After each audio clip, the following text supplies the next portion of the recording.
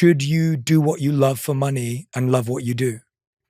I think this is big myth number 2. So if we start with, passive versus active is big problem number 1. Number 2 is follow your passion. I think the reason that this is so espoused, I'll start where I think the idea comes from and then kind of break down from there. I think it's because most of those commitment speeches are billionaires or very successful people, and they say follow your passion. But if we think through, what other advice could they give that would be socially acceptable? They can't say, I got lucky. They can't say, I worked, super hard, because people were like, sure, and so then it's like, okay, well, they're never going to get attacked for saying follow your passion. But the problem with that is it also assumes that your passion or your interest will never change. Mm-hmm. And I mean, anybody who's listening to this, just think about what you were really interested in 10 years ago. It's probably different than it is now. And if you extrapolate that another 10 years, it'll probably be different again. And so if we can think about the hypothetical extreme of a really successful person as someone who sticks with the same thing for an extended period of time, which is something that I believe, because you learn all the lessons you possibly can in a very narrow field, right? And that you basically try and make as many mistakes as you can. And if you basically, pay off all the ignorance that you can, it's like you end up just succeeding by default if you just fail every other way. Yeah. But if you try and do too many things, you never actually get to push the road all the way, trudge through the mud and get there, because you're only learning 1 or 2 mistakes in many fields and not many in one. Yeah. And so the follow your passion issue is that, number 1, the passions will change. Number 2 is that sometimes you're passionate about things that people don't value. And the thing is there's nothing wrong with that. It's just that it will be very hard to make an income that way. Mm-hmm. The third thing is that I think that it creates an emotionality around business or income, which is that the moment it doesn't feel good, that you believe the myth that you should stop. When I think that so good. If you and I were to talk about the business side of anything, there are elements that I love and there are elements that I hate. And I see them as both required. I would love to maximize one versus the other, but it's just the cost of doing business, literally. But I try to reframe that pain that comes from doing the things that I don't want to do the things that I do want to do, as the price tag required to become the person that I want to become.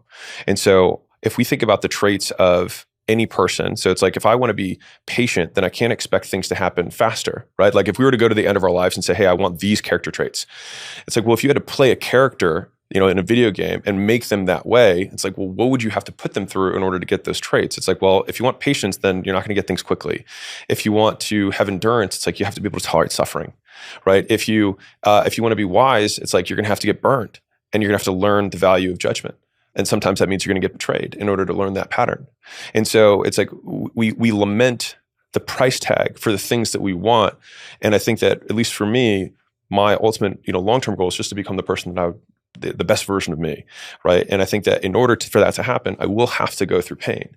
And so the follow your passion, moniker also creates this emotionality that gets you to quit when you really are on the right path. And this is just part of it. And so I think those are probably the big 3 that I think about when it comes to why follow your passion doesn't serve most people. And the other, I would say bonus 4th, might be that you might be really good at something, and people are very willing to exchange money for that thing. And it doesn't mean that you actually have to do the thing that you work on, that you make money on, all the hours of the day, right? Like you can work for 20 or 30 hours a week and then have the other 120 to do whatever you want, 130 to do whatever you want. And that's, not a bad thing, in my opinion. Yeah, that's the reason I asked it. And I think even the advice, follow your passion, doesn't mean focus on your passion, right? Like there's this confusion with like time. So even when I think about it in my life, when I left the monastery and went to work as a consultant because I needed to pay the bills, again, a very real decision because I was 25 years old living in my loft room in my parents' house again. And that couldn't last very long. When I went into that work, I was teaching meditation by lunch. Like in my lunch breaks in the evenings, I would teach meditation to my colleagues. There was no demand for it. 2 people would show up. 2013, this was, meditation and mindfulness were not this global movement. And I was just enjoying it because I was following my passion. But I was making money by being a consultant, which was trading my time for money. As I followed that passion more, I got more confidence in it. The market changed. We're in a very different landscape today, 12 years on, for there being business opportunities in wellness and health that didn't exist 12 years ago. And so now following my passion for all of that time meant there was a time when I could focus on it. But let's say I had another passion that wasn't monetizable, people weren't interested in it at all. I could follow it for years and bring it into my work and bring it into my life, and it would be beautiful and I'd be more fulfilled. Yeah. But it didn't need to be my thing, right? And so I really, really like that advice. And it's something that I almost want to propagate so hard right now, because I feel just responsible that for so long we've been telling people to, just do what you love and chase what you love. And it's like, yeah, in your private time and personal time, you should. But don't think that has to be the thing you make money from, especially if you have a really obscure gift.